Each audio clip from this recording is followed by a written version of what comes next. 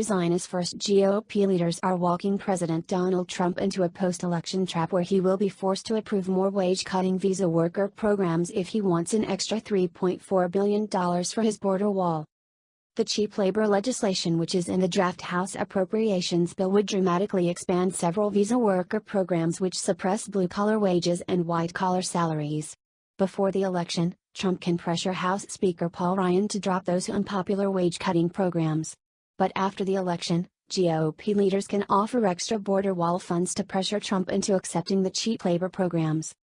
The House's 2019 spending bill, drafted by Appropriations Subcommittee Chairman Representative Kevin Yoder, includes $5 billion for roughly 200 miles of border wall in 2019. That is $3.4 billion above the $1.6 billion offered by Senate Republicans. But Yoder's bill also betrays Trump voters by giving business groups another huge inflow of cheap white-collar and blue-collar immigrant labor.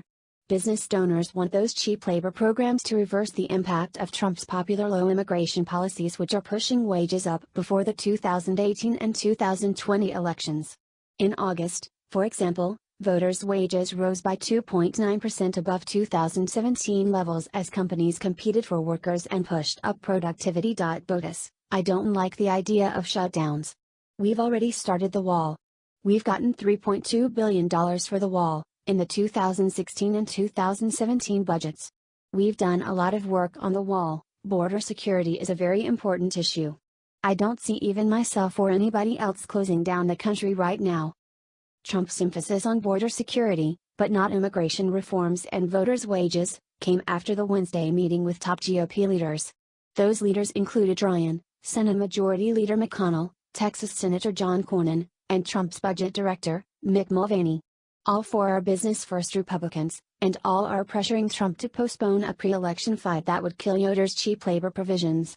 We still are in favor of the wall, we still want to get funding for the wall, but we think the best time to have that discussion is after the election, McConnell said, according to the Washington Post.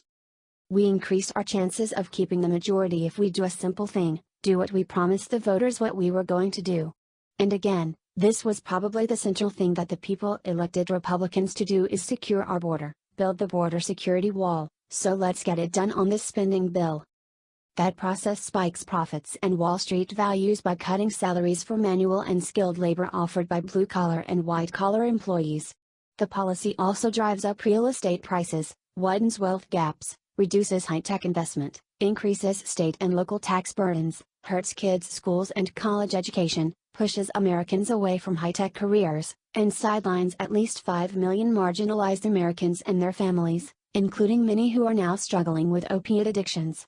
Immigration also pulls investment and wealth away from heartland states because investment flows towards the large immigrant populations living in the coastal states.